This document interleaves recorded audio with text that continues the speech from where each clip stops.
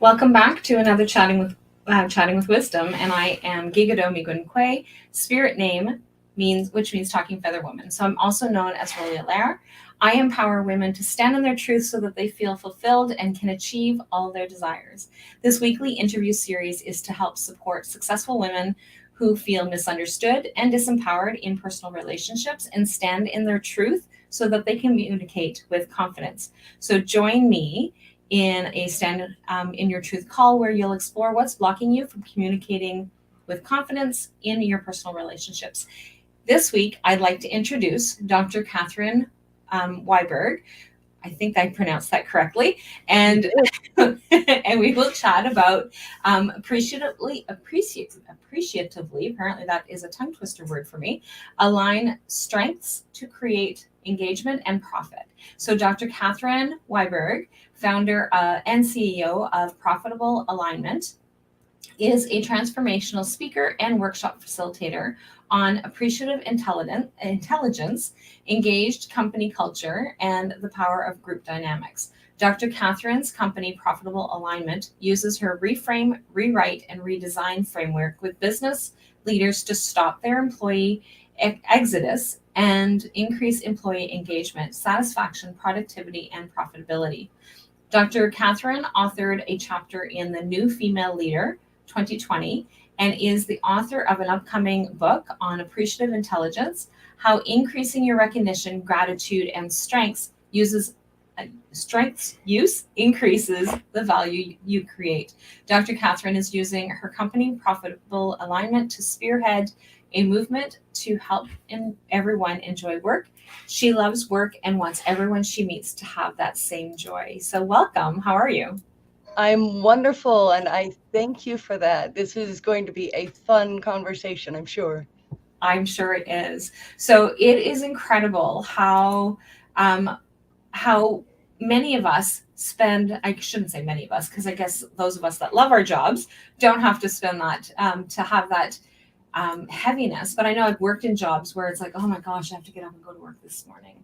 And so that's one of the things that you actually work with is the businesses to help make it so that employees are satisfied in and wanting to come to work and being excited and having that oomph that they need in order to drive their business. Absolutely. I have loved work for almost as long as I can remember. I have had a couple of jobs where, after a little while, I wasn't enjoying it as much. And I've also had jobs where I noticed that other people were not loving their work. And I could not fully understand. So, why do you want to work here? I've realized that if we are aligned with our organization, if we are aligned with our purpose, if we are aligned with who we want to be and how we want to show up in the world, and we can do all of that at work, it makes everything better. We start to enjoy it, the people around us enjoy it, and that automatically generates productivity and profits, both for us and for the companies where we work. If we're business owners, it does it for ourselves. And it really does impact us when we don't enjoy what it is that we're doing. So Mhm. how can we shift that? So like if somebody is in a job where they are wanting to that they feel like they have to go to work, what are some of the things that the employer can do to be able to try and help um, to make that job more enjoyable for their staff? I have a podcast called Engaged Company Culture, on which I talk about this extensively. I have a couple of monologue episodes, and I have several episodes interviewing other people who help companies to do this. But it really comes down to people need to know that what they contribute at work actually contributes, that what they provide is valuable. A lot of employers believe that their employees are leaving because they're not getting paid enough. what I like to remind these employers is that the person applied on purpose for the paycheck that the person was receiving. There's something more than pay. Yes, pay matters. We need to be able to meet our needs and our family needs. When it comes down to it, people need to know that they are recognized for who they are, recognized for what they bring, recognized for more than just their job descriptions or the moment of an interview. People need to have opportunity to grow, to develop, to really step into themselves in every way possible. And I think that that really makes a difference. That about being able to be valued, right? So that value can be compensated through financial, if possible, because that definitely is a drive for most people. But there are other ways of being able to recognize how valuable your staff people are. It's really true.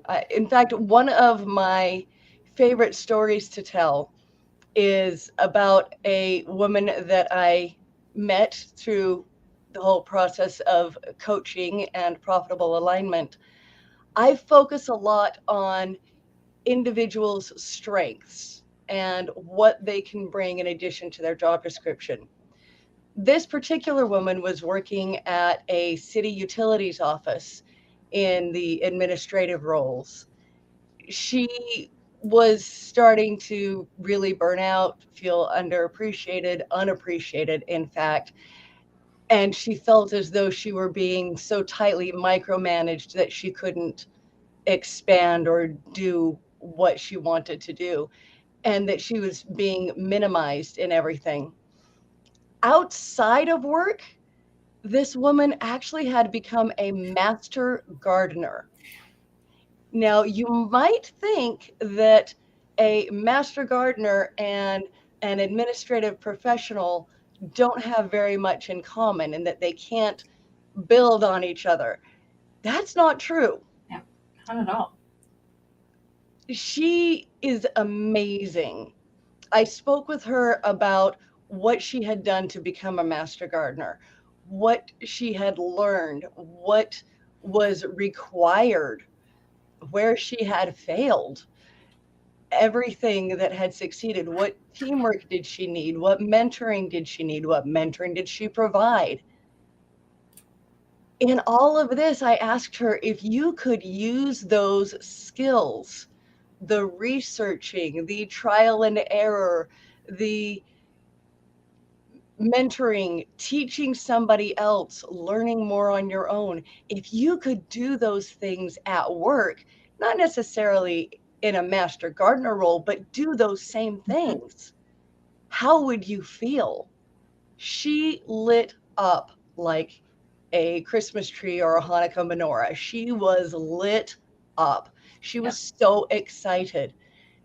That's what I try to help employers and leaders recognize, that when you come to understand your individual employees, when you come to understand your teams, and when you help your leaders to understand and recognize those strengths, the teams become complementary.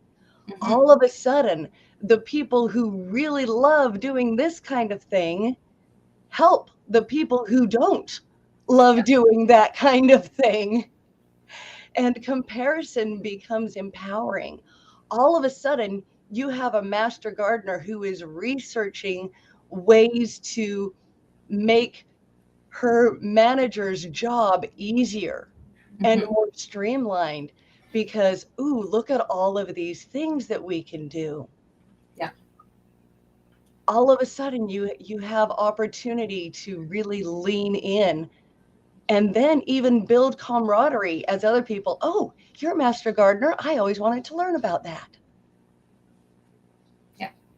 And it really does, and it builds those relationships. And I love one of the things, and I don't remember who it was that I was talking to about this in particular, but that was one of the things of being able to like build on each other's strengths. And so being able to like, yes, we still need to be able to have somebody come in and cover somebody when they're gone off on lunch. So they still need to know the basics, but being able to, okay, well, I prefer to do A, B, and C, and I love being able to be creative and making it all pretty and that kind of thing. Whereas somebody else is like, oh, yeah, like I just want to be able to input the data, input the information, and go with it. So it's like hand somebody else off that particular task so that you can do that and really build on your strengths. And I like that. And like I said, I can't remember who I had that conversation with, but it's just so fitting in terms of being able to have these things. And I always talk about alignment. So like in terms of the way that we're talking about this today, I sit on our chamber board, our local chamber of commerce board in our area. And that was one of the things that came up yesterday in conversation was like, because we're planning our annual dinner and we're going to have a speaker. And so it's like, okay, well, is there any possibility that we can tap into somebody who can actually help us with productivity or help us with being able to cut expenses and make it more streamlined and things like that? Well, if you have somebody on your team that can help do that research, help you find some way of being able to cut some of the expenses so that, again, brings better profit, brings more opportunity for increase in pay and being able to do that. So I love that conversation. And I love the synchronicity of that was a conversation we had yesterday. And here we are having this conversation with you with respect to the exact same thing in terms of how to make things better in our workplaces. Isn't it fun how things like that always seem to line up in our lives? Yep. So it is proof that we're doing the right kind of things. Absolutely. When things just roll together. I love it. It's one of my favorite things. So what are some of the other things that as an employer or as a self-employed person, because it could be either, what are some of the things that you can be doing in terms of being able to create that engagement, how to be able to have people more engaged in what it is that they're doing? One of the things that I like to share with people, and I do a keynote speech on this, I also have a workshop on it, become the leader you would follow. For example, I grew up believing that a leader was a dictator. Okay. That never did work well for me. Whenever I would try to be a dictator, productivity would tank, morale would tank, I would get angry and frustrated.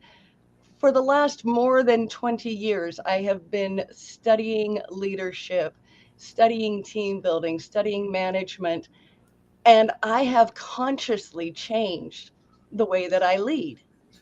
It came partly because I met a leader who was not a dictator, who was phenomenal at bringing out the best in me, whereas I had seen others who complained about all the things I did badly. Yep. She looked at me and said, okay, so you don't do this super well, but this is what you do well. So how can we use it? Yes. It was exciting. So looking at the leaders that have influenced you positively, also consider if you're in a new position or trying a new task, as you're getting into it, what do you wish you had known in the first place? Yeah. What do you wish the person ahead of you in that position had done or provided for you on day one? Put that in place, because as you are growing, as you are progressing, eventually you're going to need to find your replacement. Yes. Because you're going to move on to something else. So become the leader you wish you had. I love that. And that goes with so like not just with the business owners or the entrepreneurs, is being able to look at that from all aspects and being able to have that conversation at a team meeting and saying, hey, so what kind of things can you do to help put in place that's going to make things easier, so that when you go on holidays, that Dr. Catherine can actually take over whatever it is that you need to do. And so she can actually just do a clean sweep of all the things that you need while you're on holidays, so that when you're coming back, that you're not swamped with all these things that were pressing, that were really important, or postponing some of your time off that is so desperately needed. Exactly. And that is another way to show an employee that he or she is valued, because you are asking that person, I want to be sure you can go on holiday. I want to be sure you can take that vacation time and have it stress-free. Mhm. Then have a culture where they don't worry. If I go on holiday, am I going to come back without a job? Yeah. But have the idea of, you do this so well, we value you so much that we want documentation of what you do and for you to be able to come back rejuvenated. Then maybe you'll learn something new that you can share with us. Maybe the person who took some of your workload while you were gone, or perhaps multiple people who took pieces of your workload while you were gone, are going to have recommendations for, you know what? I love the way you did this and this and this. I also tried this and it worked really well for me. Yeah. Perhaps it's an opportunity. And one of the things, so again, that alignment piece is that in our region, we have a new committee that has started up that they were sharing at the meeting, where they were talking about being able to having some cultural, like understanding different people's cultures and their religions and how those things play a part. And so we have our calendar system that is filled with holidays that are part of a completely different hierarchy of Yes. holidays, where somebody may need the Saturdays off specifically because that is their Sabbath, that is their day of worship, that they need to be able to do that. Whereas typically it's been Sundays, right? So like now they work 7 days a week, so that has shifted and changed. But like in the workforce when I first started, I guess a few years ago, that was one of the things, is that Sundays were our days of off because that was our day of worship. Whereas other cultures, Saturday is their day of worship. Saturday is the day that they do this, or that they have certain times of the day that they need to go and do their prayer and do whatever it is that they need to do. And so being able to be culturally sensitive, I think would actually help to increase that engagement in the workplace. That is a beautiful, beautiful thing to point out. We hear so much talk about diversity, equity, and inclusion, and that is one prime piece of it. Because I live in a town called Walla Walla, Washington. Walla Walla? Walla Walla. Oh, that is so cute. Isn't that adorable? It's a town so nice they named it twice. I love that. I do too.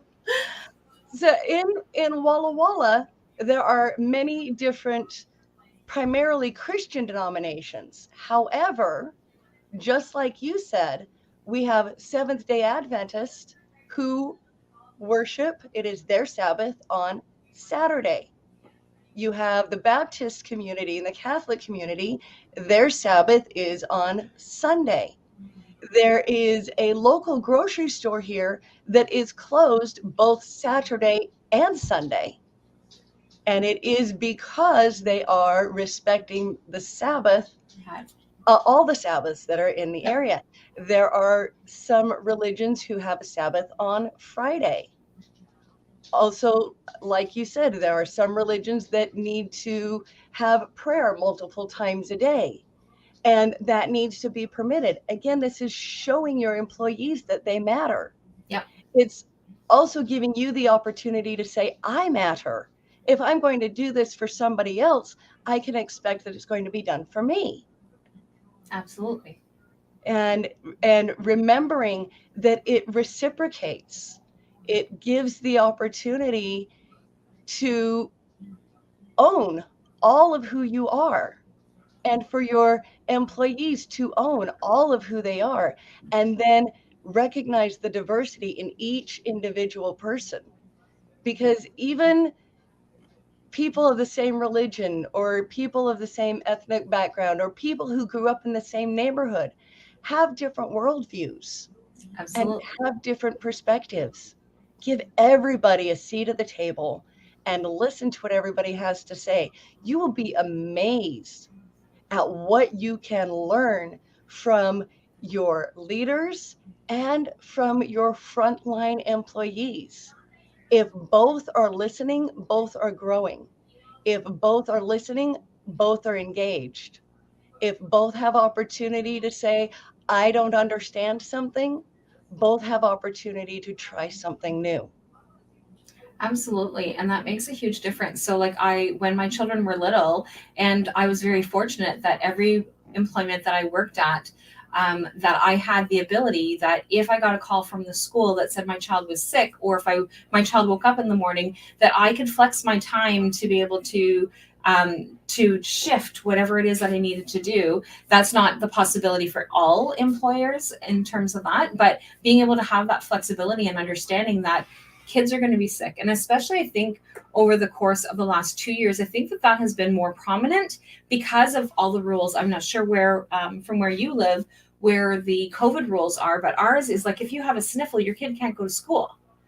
Right. So like there's just so many things, like the rules are just so heightened, and understandably, but the rules are so heightened that it impacts the productivity of all the employers and all the things that are actually going on, and what it is that's happening. And so like our public transit, for example, here locally, is that there was a shift in public transit that didn't get negotiated well prior to the elections. And then when the elections happened, the poor new mayor and council had to try and figure out what they were doing and how to be able to get things going. But we still don't have adequate transportation for people to be able to get to and from work. So then that impacts. So what are some of the things that you guys can be doing to be able to help shift some of the things that would normally happen? So is there somebody else that can potentially open the shifts so that the other one can happen? Or like, is there some staggered starts that can happen? Or like, who knows? It's about being able to be creative in terms of being able to problem solve this big issue that is impacting each person individually. It's really true. I remember several years before COVID, I was working with an organization that was working in conjunction with Washington state government. It was actually a different employment connected organizations. I haven't requested their permission to call them by name, so I'm just going to say that. But they publicize different ways that employers can help their employees stay working when tragedy strikes or when something happens to the economy. One of the things that they were bringing out as far back as 2017, 2018, when I was working with them, was the possibility of shared work. Now, again, that's not something that is everywhere, but it is an opportunity to think creatively, just like you were saying, maybe staggered work schedules, maybe opportunities for if something comes up, this person who is cross-trained can maybe come in and do overtime, or what kinds of things can we look at? How can we look at our status quo and change it? I created a framework that I call Reframe, Rewrite, Redesign, which is based on appreciative intelligence and some neurolinguistic programming principles, and really also encouraging human-centered design. So it is looking at what got us here to today. Yeah. How did we get here? Was it founder vision was so phenomenal and that helped us soar to here? Or was it founder vision was amazing and then things fell apart? Or what got us to this point, whether it's the point that we love or the point that we don't love, or somewhere in the middle? And then looking at it like you would a picture in a picture frame. If you have a picture in a white frame, you see different colors highlighted. It makes it look brighter or bright in certain areas. If you take the exact same picture and put it into a black frame, the colors are deeper and richer and less bright. But it's the same situation. It's the same picture. Yep. So looking at what got us here, you can look at it and say, this is what we liked. This is what we didn't like. This is what we can learn from it. In situations where we've had COVID in our economies worldwide for the last 2+ years. We're entering year 3, but things are relaxed in many areas because we've overcome so much. But looking at the employee exodus, are people leaving because now they understand the joy of remote work and it suits them well? Yeah. Are people leaving because they've discovered they have options? Are people leaving because maybe they were in an organization and the management had some toxic behaviors? Maybe there were coworkers with toxic behaviors. Maybe somebody just discovered, this is not my passion anymore. Getting that alignment back from the individual back into the organization, or the organization saying, you're right, you're not properly aligned. I invite you to go somewhere you will be aligned. If you have recommendations of people who will be aligned here, then we'd like to hear about it. And finding what strengths do we need? What traits do they need? Mm-hmm. What is their worldview? And getting that back into place. It's not always money. It's not always toxicity. It could be a choice of passion. It could be a choice of convenience. So many things, but finding out what got us here, and let's look at it differently. From there, you can rewrite your status quo. You can say, we reframed it. Now we can do something different. And you can redesign your future.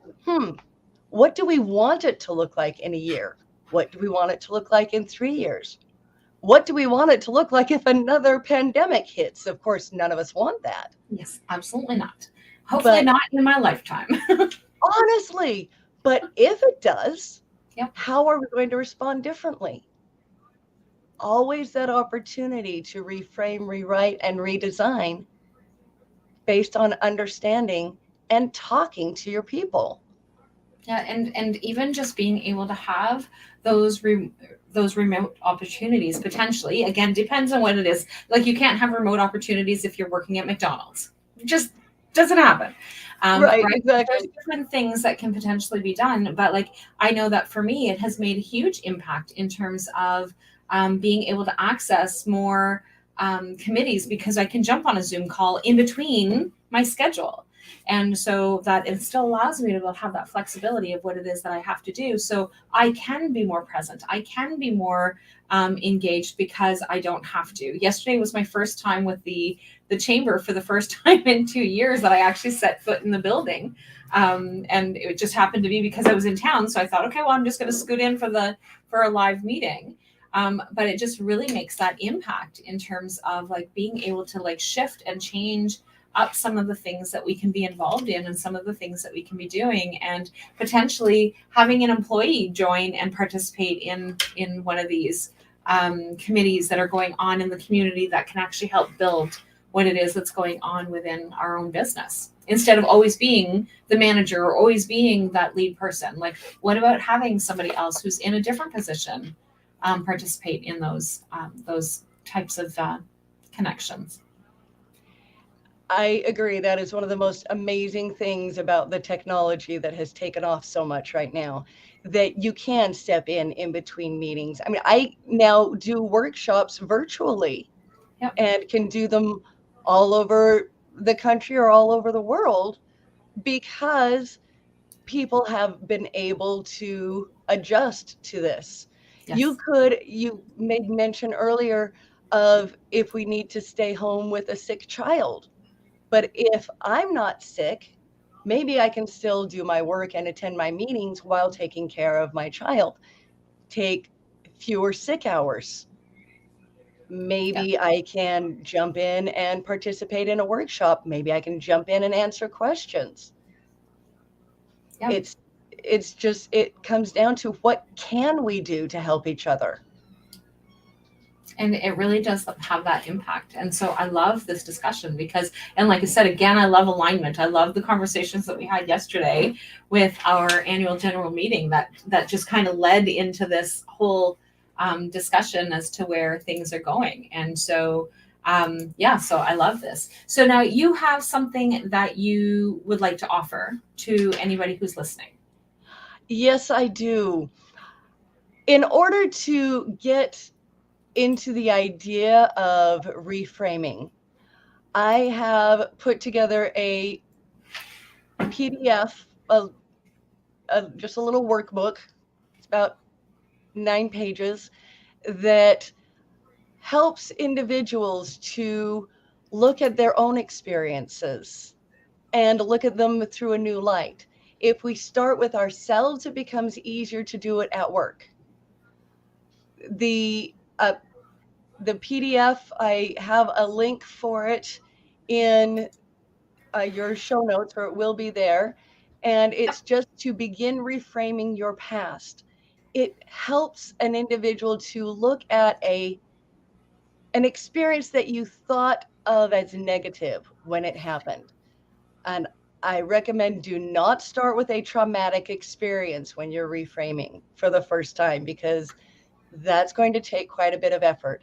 But it can even be a conversation that you had with a coworker, a conversation you had with a friend, with a significant other, with a child, where it didn't come out the way you would have liked. This guide that I'm giving to begin reframing your past is an opportunity to look at it in a different light and rewrite your interpretation of that experience and how you would approach a similar experience. It can be found through my website, but the link is, I've included the link for you. Just put the link in the description for anybody who's on Facebook and YouTube. And while we were chatting, I did manage to head over and to add it to the chat or the live stream for LinkedIn. And I'm just about to do it for the live stream inside our Facebook group as well. And so, but it's definitely there and accessible. And so for anybody who's listening to this on the podcast, so obviously you're not going to be able to see the link, is that if you go to profitablealignment.com/reframe quick start guide / and you will be able to find it from there. So, or you can also reach out to Dr. Catherine, and she will be more than happy to redirect you to where you need to go. And so wherever it is that you're listening, there is contact information for Dr. Catherine. So whether it's on the podcast or on one of the videos, is that you'll have access to her contact information as well. So thank you so much for being here and sharing in this conversation. Is there anything that you wanted to share before we head out that we haven't touched that you thought would be really important to address? I love that we always have the opportunity to recognize what is amazing in ourselves and what is amazing in other people. When we recognize what is amazing in ourselves and how we can help other people with that amazingness, and when we recognize what is amazing in other people and how they can help us, comparison becomes empowering instead of defeating. And it's so important for us to be able to have that opportunity and that ability of being able to connect with each other and pulling on those strengths. And so even when we've messed up, is that's an opportunity for growing. And so it's like, okay, yeah, so like that didn't go so well. So what can we do next time to make it better, right? Instead of harping on like, you didn't do this and this didn't happen. And like the entire line just fell apart because And it's like, okay, so it didn't work the way that we wanted it to. So how can we do this differently? And so that when the next time comes along, we can do something different or see how that's going to flow a little easier. Or so a great example is our conference that's coming up, our women's conference. And so I'm starting and learning a brand new platform on top of having brand new speakers coming in, and some are technologically inclined and some are not. And so it's like, okay, so then let's figure out how we're going to do this and what is it that we're going to be doing, and having those connections. And so so I already know for next year, I've already got a running list of things that didn't go well that I'm going to be able to improve. Not to say that I'm not going to need some other things that are going to need to be improved next year, because there always is. However, I've got a running list of, okay, this didn't go so well, so next year we're going to make sure that A, B, and C are done, so that it's going to run a little bit more smoothly and connect. And getting feedback from the speakers at the end will also be very important, and things like that. So, and it's just about being able to improve. So the first year of doing this virtually, I flew by the seat of my pants, because it was like, okay, so we're not open back up again. Now what? And then our second year after COVID, we were going to, because prior to that, it was always in person. And that comes with a whole other wealth of technical glitches. And so then the next one was, so then in December, when we start planning to kind of get into the details of things, we're like, okay, well, we're shutting back down again in Ontario. So now what? Is it going to be open again come March? Like, what are we going to do? So it was like, so we were planning on doing a hybrid model, and it's like, okay, well, that didn't work so well. So then we went with it again. And this year was like, hey, we're sticking with virtual. This is how this is happening. This is what we're doing. And so starting a brand new platform that I'm going to be able to continue to build on is the goal. And so where things are not necessarily working currently, we get to shift and change with those things. So being able to just have that reframe of, okay, that didn't work so well, so now what? Right? So what are we going to do? But that worked really well. So now what? Right? Exactly. Exactly. Oh, that's perfect. So thank you again for joining and connecting us with this perfect alignment. And we will definitely talk soon. And for anyone who wants to be able to dive in a little deeper, then I encourage you to reach out to Dr. Catherine so that you can expand and explore and really create those alignments with your staff and yourself, for anybody who's doing this as an entrepreneur. So bye for now, and we will see you guys next week for another weekly interview.